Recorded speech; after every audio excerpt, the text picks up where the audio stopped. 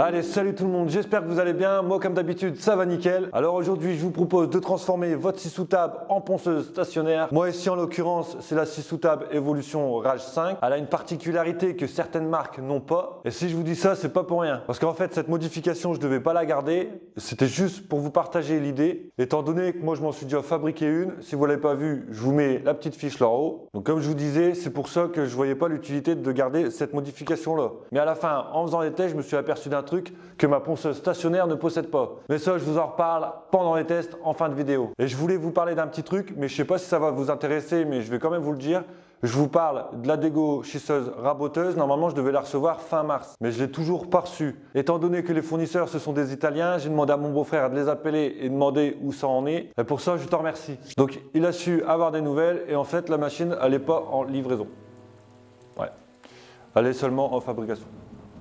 Donc comment vous dire, ça commence à mériter un peu, mais bon, on va continuer à être patient, ça va bientôt arriver, enfin j'espère. Allez, j'ai assez raconté ma vie, moi je vous dis bon visionnage.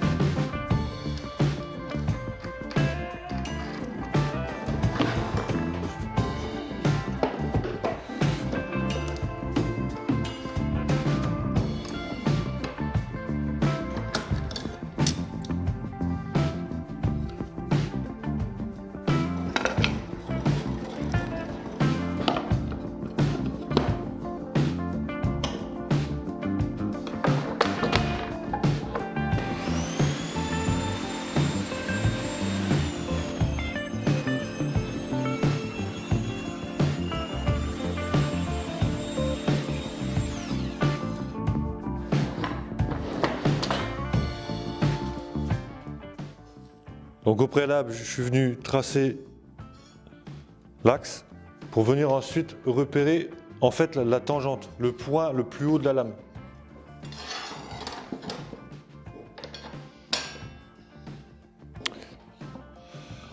Insert. Donc maintenant je viens rechercher mon trait qu'il y a sur la lame de scie et je viens le mettre d'équerre. Voilà, là il est d'équerre. Maintenant il ne faut plus toucher la lame. Et là je vais venir prolonger sur l'insert de table. Voilà. Donc là je sais que maintenant c'est mon point le plus haut de la lame. Quand la lame est sortie à fond, je sais que si ma dent, cette dent-là, elle est alignée avec le trait que j'ai fait sur mon insert, je sais que cette dent-là c'est la plus haute. C'est ma tangente en fait. Et ce trait-là, il va m'aider à aligner le carter que je viens de faire. Je vais retracer l'axe du carter, comme ça je vais pouvoir m'aligner. Donc là je viens juste mettre une épaisseur de lame de scie, c'est tout.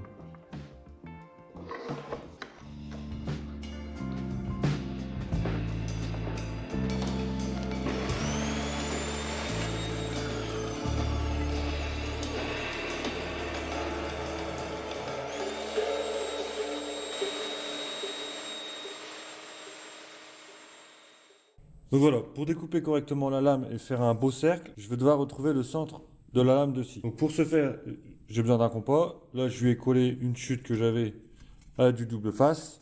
Et je vais prendre une distance quelconque. Voilà, et là, je vais venir sur une dent et je vais tracer. Voilà. Là, je vais répéter l'opération 4 fois à 90 degrés à peu près. Là, hop, je vais là-bas.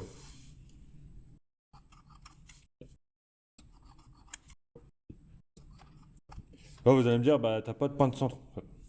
Et bah, maintenant, il y a juste à tracer les diagonales et on aura notre point de centre. Et voilà. Donc là, je vais mettre du scotch tout le tour pour pouvoir tracer au crayon gris et ensuite on découpe ça.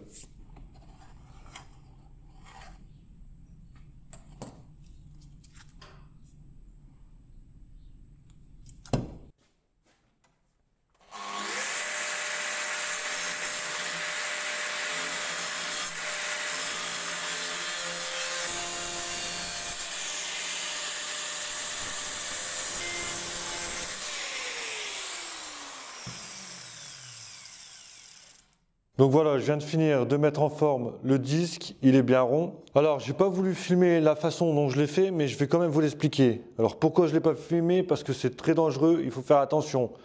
Je vous montre l'astuce que j'ai utilisée, mais je vous le déconseille de le reproduire chez vous, à moins que vous preniez vos responsabilités. Donc tout d'abord, j'ai pris une cale de bois et je suis venu avec la disqueuse. Je me suis aidé du carter ici pour le poser à plat, comme ça. Ce qui fait que mon disque il est toujours à la même hauteur. Alors comme le disque il est toujours à la même hauteur, il ne peut pas bouger à part si on bouge comme ça. Justement c'est pour ça que je le tenais ici. Bien sûr j'avais mes EPI, les gants, les lunettes et le casque, hein, bien sûr. Et après je suis venu à ras de lame comme ça et je suis venu monter jusqu'au temps que ce soit bien rond. Mais je vous dis c'est très dangereux, il ne faut surtout pas bouger comme ça. Donc voilà, c'est la seule façon que j'ai trouvé pour le rendre bien rond. La méthode que j'ai utilisée avec la disqueuse, je vous le déconseille, c'est très dangereux. Je ne serai pas responsable si vous vous blessez.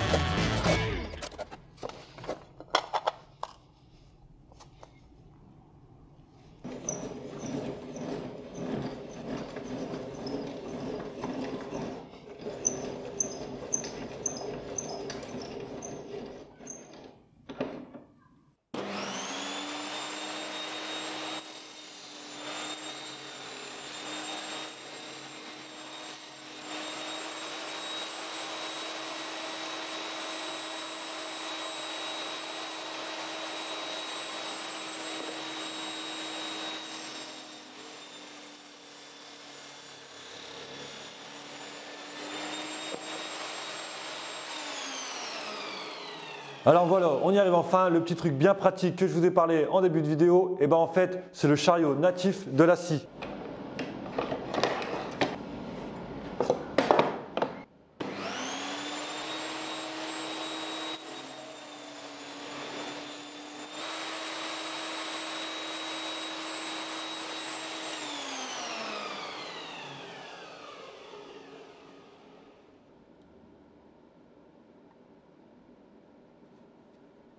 Alors j'y avais pas pensé au début tout simplement parce que moi je l'utilise plus. Aujourd'hui j'ai mon chariot de coupe ou le guide parallèle que j'utilise et c'est pour ça que j'y avais pas pensé. Donc comme vous avez pu le voir dans la vidéo, une fois bien réglé, c'est plutôt pas mal précis. On peut rattraper des coupes à 90 degrés, on peut même mettre à 45 pourquoi pas et rattraper ses champs. Alors ce petit montage, je veux bien le garder au chaud, il va m'être très utile. Moi je l'ai réalisé sur l'évolution Rage 5 mais vous pouvez très bien le faire sur n'importe quelle scie sous table. Alors si vous voulez savoir comment j'ai fabriqué la plaque en bois, je vous mets le petit ici, vous pouvez aller voir la vidéo. Alors je tenais à préciser aussi que la lame que j'ai utilisée c'était une vieille lame.